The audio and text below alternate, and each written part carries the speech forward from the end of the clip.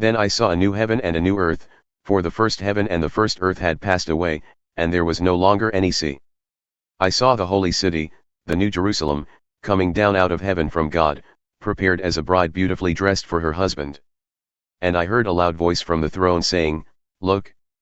God's dwelling place is now among the people, and he will dwell with them. They will be his people, and God himself will be with them and be their God. He will wipe every tear from their eyes. There will be no more death or mourning or crying or pain, for the old order of things has passed away. He who was seated on the throne said, I am making everything new. Then he said, Write this down, for these words are trustworthy and true. He said to me, It is done. I am the Alpha and the Omega, the beginning and the end. To the thirsty I will give water without cost from the spring of the water of life. Those who are victorious will inherit all this, and I will be their God and they will be my children. But the cowardly, the unbelieving, the vile, the murderers, the sexually immoral, those who practice magic arts, the idolaters, and all liars, they will be consigned to the fiery lake of burning sulfur. This is the second death. One of the 7 angels who had the 7 bowls full of the 7 last plagues came and said to me, Come, I will show you the bride, the wife of the Lamb. And he carried me away in the spirit to a mountain great and high, and showed me the holy city, Jerusalem, coming down out of heaven from God. It shone with the glory of God, and its brilliance was like that of a very precious jewel, like a jasper, clear as crystal. It had a great, high wall with 12 gates, and with 12 angels at the gates.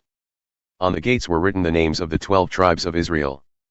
There were 3 gates on the east, 3 on the north, 3 on the south and 3 on the west.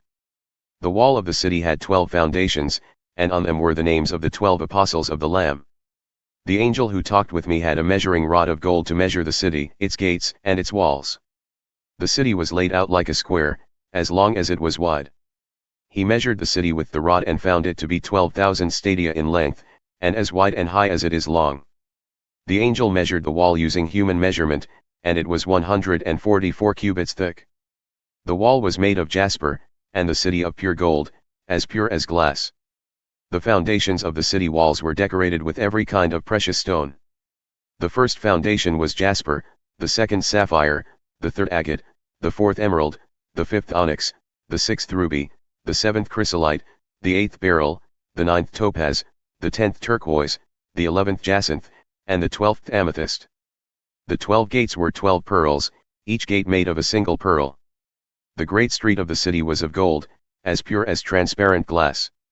I did not see a temple in the city, because the Lord God Almighty and the Lamb are its temple. The city does not need the sun or the moon to shine on it, for the glory of God gives it light, and the Lamb is its lamp. The nations will walk by its light, and the kings of the earth will bring their splendor into it. On no day will its gates ever be shut, for there will be no night there. The glory and honor of the nations will be brought into it. Nothing impure will ever enter it, nor will anyone who does what is shameful or deceitful, but only those whose names are written in the Lamb's book of life.